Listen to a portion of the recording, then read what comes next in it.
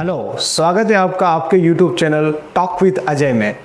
आज हम लोग बात करने वाले हैं कि कैसे एक पूरे सोलर इंडस्ट्री में ट्रेनिंग कंप्लीट होता है। चलिए स्टार्ट करते हैं। सबसे पहले आज हम लोग ये समझने वाले हैं कि कितने वर्टिकल होते हैं सोलर में। एग्जाम्पल के लिए सबसे पहले रेसिडेंशियल प्रोजेक्ट, फिर आते हैं हमारे कमर्शियल प्रोजेक्ट, फिर आते हैं हमारे एग्रीकल्चरल प्रोजेक्ट, फिर आते हैं हमारे कुसुम प्रोजेक्ट्स। बेसिकली इन सब में फ़र्क क्या होता है उसके बारे में हम लोग डिटेल में समझते हैं। सबसे पहले हम बात करते हैं रेसिडेंशियल प्रोजेक्ट के बारे में। रेसिडेंशियल प्रोजेक्ट, जैसा कि नाम से ही समझ में आ रहा है, रेसिडेंशियल प्रोजेक्ट का मतलब होता है कि जो हमारे घर के ऊपर सोलर सिस्टम लगते हैं। ठीक है। कमर्शियल प्रोजेक्ट वो प्रोजेक्ट होते हैं जो या तो हमने कहीं होटल्स, स्कूल या किसी भी कमर्शियल प्रॉपर्टी के ऊपर हमने देखे, वो सारे के सारे प्रोजेक्ट जो होते हैं वो कमर्शियल प्रोजेक्ट्स होते हैं। फिर आते हैं एग्रीकल्चरल प्रोजेक्ट, जैसे किसी किसान के खेत पे मोटर पंप जो कि सोलर से ही चलता है, उसको बोलते हैं एग्रीकल्चरल सोलर पंप। चौथा होता है कुसुम प्रोजेक्ट, जिसमें आपने देखा होगा बहुत सारे लोग बड़े बड़े खेतों में सोलर प्रोजेक्ट लगा के किसान अर्निंग कर रहे हैं, उसको बोलते हैं कुसुम प्रोजेक्ट्स। ठीक है। अब हम लोग वन ऑन वन करके सारे प्रोजेक्ट के बारे में समझेंगे कि रेसिडेंशियल प्रोजेक्ट में कौन कौन से प्रोजेक्ट होते हैं, कमर्शियल प्रोजेक्ट कौन कौन से होते हैं, एग्रीकल्चरल प्रोजेक्ट कौन कौन से होते हैं, और कुसुम प्रोजेक्ट में कैसे अप्लाई करना होता है और क्या इसकी पूरी प्रोसेस होती है। तो हमसे जुड़े रहिए, हम लोग आगे वन ऑन वन डिस्कस करेंगे रेसिडेंशियल प्रोजेक्ट के बारे में। अब हम सबसे पहले बात करते हैं रेसिडेंशियल प्रोजेक्ट के बारे में, जो कि अभी पूरे इंडिया में लग रहे हैं। रेसिडेंशियल प्रोजेक्ट में बेसिकली सबसे ज़्यादा जो सोलर प्रोजेक्ट अभी लग रहे हैं वो लग रहे हैं on grid solar system. Now आपके माइंड में कंफ्यूजन क्रिएट हो रहा होगा कि ऑन ग्रिड सोलर सिस्टम क्या होता है, और कहीं ना कहीं आपने ये सुना भी होगा कि of grid solar system, hybrid solar system. तो सबसे पहले हम लोग इसी चीज़ को क्लियर करेंगे। ऑन ग्रिड सोलर सिस्टम का मतलब ये होता है कि आप अपनी स्पेस में अपने घर पे या कमर्शियल बिल्डिंग के ऊपर सोलर स्ट्रक्चर खड़ा करके उसके ऊपर सोलर पैनल लगाते हैं। वहाँ से जो सन से जो लाइट आती है वो जब सोलर पैनल के ऊपर गिरता है तो वो डीसी करंट जनरेट करता है। वो डीसी करंट जाता है डीसी-डीबी बॉक्स के अंदर, जो कि एक सेफ्टी डिवाइस होता है जिसको डायरेक्ट करंट डिस्ट्रीब्यूशन बॉक्स भी बोलते हैं। वहाँ से जो वो करंट होता है वो जाता है सोलर कन्वर्टर के अंदर।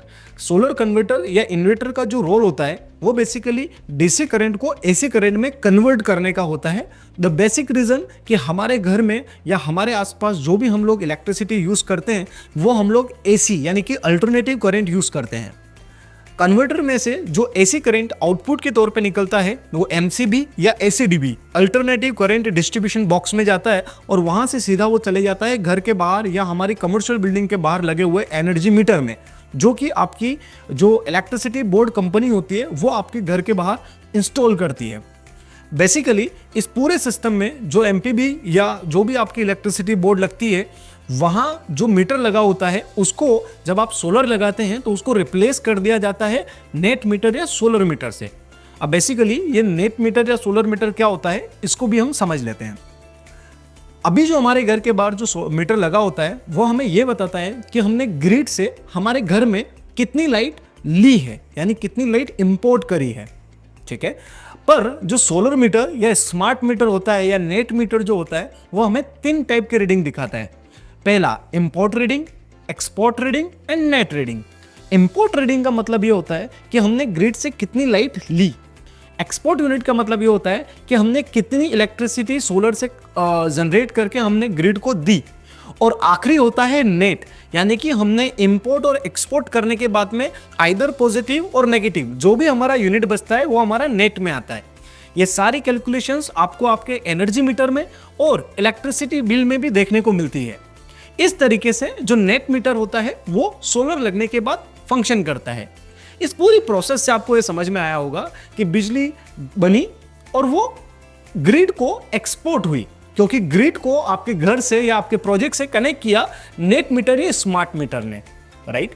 तो बेसिकली जब आप ग्रिड को नेट मीटर से कनेक्ट करते हैं तो आपको ये सिस्टम समझ में आता है जब आपका जो ग्रिड है वो आपके घर से या आपके सोलर प्रोजेक्ट से कनेक्ट होता है। इस सिस्टम को बोलते हैं on grid solar system. Hopefully आपको ये समझ आया होगा कि ऑन ग्रिड सोलर सिस्टम क्या होता है। अब हम समझने वाले हैं कि ऑफ ग्रिड सोलर प्रोजेक्ट होता क्या है। ऑफ ग्रिड सोलर प्रोजेक्ट का सीधा मतलब है जो ग्रिड से कनेक्टेड नहीं है। इसमें जो सोलर प्रोजेक्ट इंस्टॉल किया जाता है उसमें जो भी करंट या एनर्जी बनता है उसको हम लोग पावर बैकअप के तौर पे, हमारे पास ग्रिड नहीं होता है इसलिए हम उसको बैटरी के अंदर स्टोर करते हैं। जितने आवर्स का आपका बैटरी बैकअप रहेगा उतने ही घंटे तक आपका जो है एनर्जी आपको मिलता रहेगा। ऑफ ग्रिड सोलर प्रोजेक्ट में आपको सब्सिडी नहीं मिलता है और ये पूरा का पूरा प्रोजेक्ट नंबर ऑफ बैटरीज के ऊपर आपका पावर बैकअप डिपेंड करता है कि कितनी बैटरी आपने यूज करी है और कितना लोड आप रन करने वाले हैं और कितने आवर्स के लिए आप वो लोड रन करने वाले हैं। होपफुली आपको ये समझ आया होगा। आगे के वीडियो में हम लोग डिटेल में समझेंगे कि सोलर स्ट्रक्चर कैसे माउंट होता है, सोलर पैनल कैसे फंक्शन करते हैं, किस किस ब्रांड और टेक्नोलॉजी के सोलर पैनल मार्केट में अवेलेबल होते हैं, साथ ही साथ एससीडीपी डीसीडीपी बॉक्स का क्या रोल होता है, किस टाइप के सोलर इन्वर्टर मार्केट में अवेलेबल हैं, किस तरीके से नेट मीटर की प्रॉपर कैलकुलेशंस जो इलेक्ट्रिसिटी बिल में दिखती है उसको हम कैसे देख सकते हैं, ये सारी चीजें हम लोग आगे आने वाले वीडियो में डिटेल में समझेंगे। होपफुली आपको बेसिक समझ में आया होगा कि कैसे ऑन ग्रिड सोलर सिस्टम काम करता है।